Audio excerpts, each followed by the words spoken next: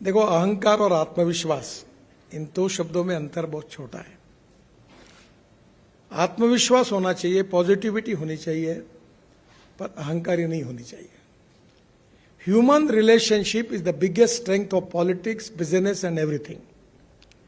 आपके संबंध कैसे लोगों के साथ, नम्रता, शालीनता, सहजता, सहृदयता। ऐसा कहते हैं कि जितना विद्वान है, जितना धनवान है, उतना नम्र होगा, तो वो उसकी विद्वत्ता और उसकी नम्रता के कारण उसका व्यक्तित्व और खुलता है। तो हम एक अच्छे ह्यूमन बीइंग बने, ये भी इंपॉर्टेंट है। और ह्यूमन बीइंग बनने के लिए हमारे लिए सबसे बड़ी इंपॉर्टेंट चीज अगर कोई है, तो मैं ये मानता हूं कि आपको पैसा तो कमाना ही पड़ेगा, क्योंकि उसके सिवा परिवार नहीं चल सकता। जो मैंने कहा कि no philosophy can be taught to empty stomach. पर उसके साथ साथ social consciousness, social awareness, social responsibility, social sensitiveness is equally important. और अगर ये हमारे बीच में नहीं होगा, एक साइड में हम बहुत विद्वान होंगे और बहुत धनवान होंगे, तो लोग आपके सामने नहीं बोलेंगे। और इसलिए मैंने कभी कभी, मुझे बहुत अच्छा जीवन में अनुभव आया कि मुंबई में काफी दिन रहा, तो बड़े बड़े फिल्म स्टार अमिताभ बच्चन से लेकर अनेक तक, क्रिकेटियर्स सुनील गावस्कर लेकर सचिन तेंदुलकर, सब मेरे मित्र रहे। तो मैंने एक एक को देखा, और दिल्ली आकर मुझे बिल गेट्स से लेकर अनेक लोगों को मेरे घर पर उनको मिलने का मौका मिला। तो मुझे एक मित्र ने, मुझे, ये सब लोग बड़े ही लोग हैं, तो एक बार उसने मुझे पूछा कि तुम दिल्ली में रहते हो, रोज तुम्हारी नए नए लोगों से मुलाकात होती है, तुम्हारा क्या ऑब्जर्वेशन है। तो मैंने उनको, एक मेरे मुंह से निकल गया कि जिन लोगों को मैं बहुत बड़ा समझ रहा था, उसके नजदीक जाने के बाद, अनुभव लेने के बाद मुझे पता चला कि मैं उनको जितना बड़ा समझ रहा हूं उतने वो बड़े नहीं है।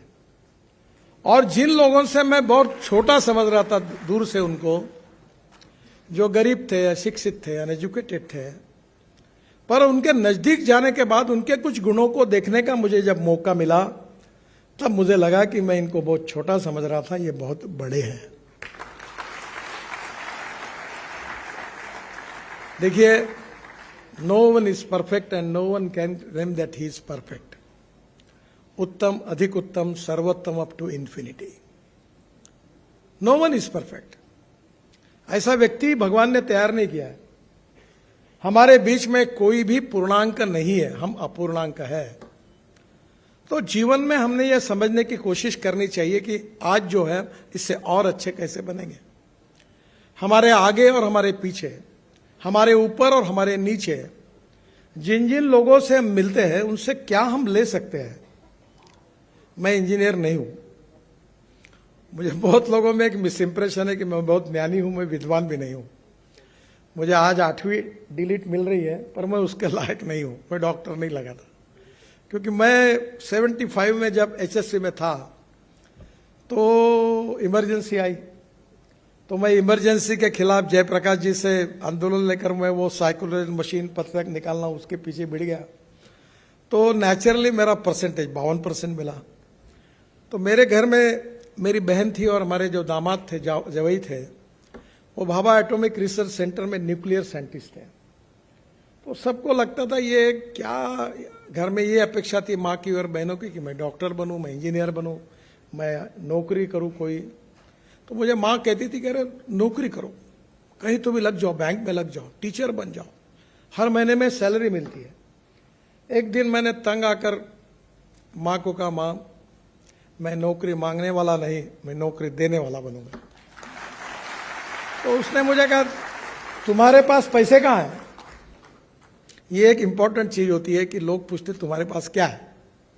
वो दीवार में था ना डायलॉग, शशि कपूर और अमिताभ बच्चन के बीच में था। तो शशि कपूर को अमिताभ बच्चन बोलता है कि मेरे पास बिल्डिंग है, गाड़ी है, कार है, ये है, वो है, तुम्हारे पास क्या है। तो शशि कपूर बड़े इससे इमोशनली कहता है, मेरे पास माँ है। वैसे मैंने उनको, माँ को वैसे ही कहा। उस समय दीवार, मैं भी अमिताभ बच्चन को परसों दिन भर साथ थे, तो मैं उनको कह रहा था कि आपका जंजीर की फाइट, मैं उस समय 3rd क्लास में पिक्चर देखता था, यानी उस कैटेगरी में था कि सिनेमा सामने से और नाटक पीछे से। तो मैं बोला, अमिताभ जी वो जंजीर में प्राण के साथ आपकी फ्लाइट अभी भी भूला नहीं हूं, और थर्ड क्लास में बैठकर सीटियां बजा बजा कर एंजॉय करते थे, क्या मजा आती थी। दीवार और जंजीर की बात कर रहा था, हमारा दिन भर शूटिंग था। तो उन्होंने कहा, नितिन जी मेरी एक फिल्म अच्छी चल जाती है तो लोग 6 महीने याद रखते हैं, और गाने अच्छे होते हैं तो साल भर याद रखते हैं, पर हम मुंबई कर आपको जीवन भर याद रखेंगे, क्योंकि रोज घर से निकलते तो फ्लाईओवर के कारण, वर्ली बांद्रा के कारण, मुंबई पुणे एक्सप्रेस हमारे रोज समय बचता है, नहीं तो हमारी हालत खराब हो जाती थी। तो हम आपको जीवन भर याद रखते हैं। अब हमारी फिल्म में 1 साल ही याद रखते हैं। जब उन्होंने ये कहा तब मुझे लगा मैं तो भूल गया, वो पुरानी बात हो गई। क्योंकि हमारे यहाँ एक बहुत अच्छी बात है, मराठी में एक बहुत बड़े साहित्यिक थे शिवाजी सावंत, उनकी हिंदी में एक मृत्युंजय करके मराठी में किताब थी, बहुत सुंदर किताब है, बहुत सशक्त लेखक थे, और उसमें उन्होंने एक वाक्य लिखा था, वो महाभारत के इतिहास पर थी, महारथी कर्ण पर था किताब, हिंदी एडिशन है उसकी, बहुत सुंदर किताब है। उसमें उन्होंने एक बात लिखी थी कि विस्मृति ये भगवान ने व्यक्ति को दी हुई सबसे बड़ी देन है। जब मैंने उसको पढ़ा तो मुझे वो बात इतनी जज गई कि मैंने ये तय किया कि आप कोई काम करना है तो उसको भूल जाओ। और मेरी माँ अक्सर कहती थी कि अगर किसी के लिए कुछ मदद करना है तो मदद जिस क्षण में करते हो उस समय भूल जाओ, बताओ मत किसी को। तो मैं तो भूल गया हूं, पर अपना जो कार्य होता है वो लोग याद रखते हैं। आप आर्टिफिशियली कितना भी करो, कितने पोस्टर लगाओ, बैनर लगाओ, कुछ नहीं होता। If you deserve for it you will get it. अगर आप में क्षमता होगी तो निश्चित रूप से वो आपको मिलता ही है। अच्छा, मैंने ने आप तो साइंटिफिकली आर्किमिडीज ने भी कहा है कि पानी में कोई भी चीज डुबाओ, जितना वजन होगा उतना ही पानी ऊपर आएगा। तो तुम अगर जेब में कोई वजन लेके बैठोगे तो शायद वजन थोड़ा ऊपर हो जाएगा, पर नियम यही है कि you deserve for it you will get it. तो दौड़ो मत किसी के पीछे। Respect should not be demanded, it should be commanded. If you deserve for it you will get it, आपको मिलेगा। पीछे मत लगो किसी को। और इसलिए आपका जीवन जो है, हमारे प्रधानमंत्री जी ने कहा है कि आत्मनिर्भर भारत, $5 ट्रिलियन इकोनॉमी, वर्ल्ड की तीसरी बड़ी अर्थव्यवस्था, ये किसके भरोसे होगा? ये आपके भरोसे होगा, और ये आपको बनाने का है। और इसमें सबसे इंपॉर्टेंट कुछ है तो टेक्नोलॉजी, इनोवेशन, रिसर्च, साइंस, ये इंपॉर्टेंट है। और आपको मैं बताता हूं कि हमारे यहां स्टार्टअप आ रहे हैं, नए नए लोग आ रहे, इतने प्रयोग। मैं ऑटोमोबाइल सेक्टर में उसका मंत्री हूं। मैंने अभी मर्सिडीज की एक कार लॉन्च की, इलेक्ट्रिक की। तो जर्मनी से जो चेयरमैन आए थे मुझे बता रहे थे कि इसके बाद हम केवल इलेक्ट्रिक गाड़ियां बनाएंगे। अब एलएनजी का एक ट्रक मैंने चाकण में ब्लू एनर्जी का ये किया, जो एक समय 1600 किलोमीटर चलता है, डीजल की तुलना में 50 मीटर कॉस्ट बच जाती है। आज जब मैं इलेक्ट्रिक गाड़ी की बात करता था, इलेक्ट्रिक स्कूटर की, कार की, बस की, तो लोग मुझे सवाल पूछते थे कि रास्ते में बंद होगी तो क्या होगा। दुनिया भर के सवाल पूछते थे पत्रकार, अब कोई नहीं पूछता। अब इलेक्ट्रिक बसेस आ गई, 5 साल के अंदर इस देश में पूरी इलेक्ट्रिक बसेस बन जाएगी, इलेक्ट्रिक कार आएगी। अब मेरे पास 3 कार है, इलेक्ट्रिक कार है, 100% इथेनॉल पर चलने वाली वर्ल्ड की पहली टोयोटा की इनोवा है, जो यूरो 6 के इमिशन नॉर्म्स को पूरी करती है। अगर पेट्रोल की तुलना में अगर उसका हिसाब लगाएंगे तो गाड़ी बिजली भी तैयार करती है, तो 25 रुपए लीटर पेट्रोल का भाव आता है। बहुत सुंदर है। हाइड्रोजन की कार है। मैं इसलिए हाइड्रोजन की कार मैंने लाई, उसका नाम है मिराई। उसकी एक कहानी है। मैं जब ये टीवी इंटरव्यू में, आजकल मैं तो नहीं सुनता मेरे इंटरव्यू, पर मुझे यूट्यूब से 2.5 से 3 लाख रुपए महीना मिलता है, इसका मतलब लोग बहुत सुनते हैं। तो मेरे पत्नी ने एक बार खाना खाते हुए मुझे कहा कि आप बोल रहे हो कि पानी से हाइड्रोजन निकलेगा और हाइड्रोजन से गाड़ी चलेगी, तुम्हारे ऊपर मेरा ही तो विश्वास नहीं बैठता, तो लोगों का क्या बैठने वाला है। तब मेरे ध्यान में आया कि मेरे बीच में, मेरे और लोगों के बीच में बहुत बड़ा अंतर है। तब मैंने विक्रम किर्लोस्कर जो टोयोटा इंडिया के चेयरमैन थे उनको फोन किया, विक्रम मुझे हाइड्रोजन की कार चाहिए। बोले, वो बताने लगा, बोला I don't know reasoning, I like people who can get the things done. क्या प्रॉब्लम है वो तुम्हारे है, नहीं वो ऐसा है। देखो एक बात याद रखो, I always telling to people, there are some people who convert problems into opportunities and there are some people who convert opportunities into the problems।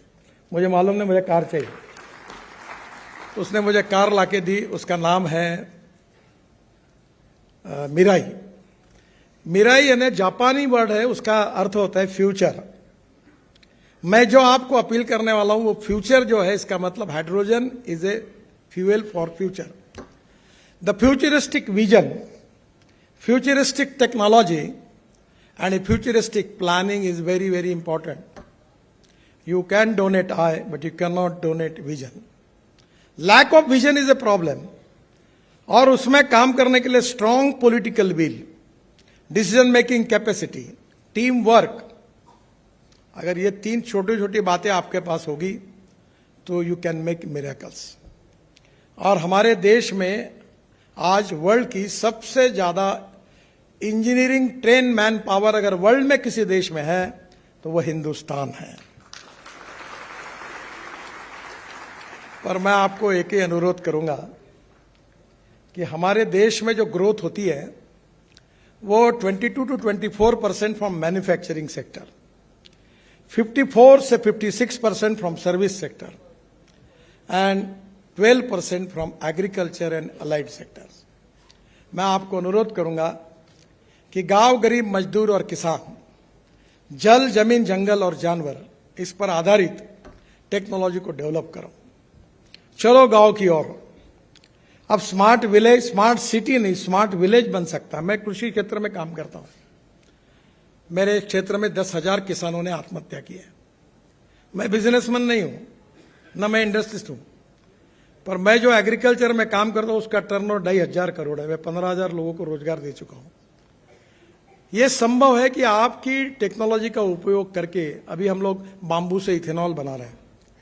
अभी जो बात हुई पानीपत में, मैंने पीछे पढ़कर, हमने एक बड़ा इंडियन ऑयल ने उद्योग शुरू किया है कि जो परली जलाते हैं जिसके कारण दिल्ली में बहुत प्रदूषण होता है, परली से 1 lakh litre ethanol, 150 tonne biobitumen और 76,000 tonne per year bio aviation fuel, sustainable aviation fuel, हवाई ईंधन तैयार होता है।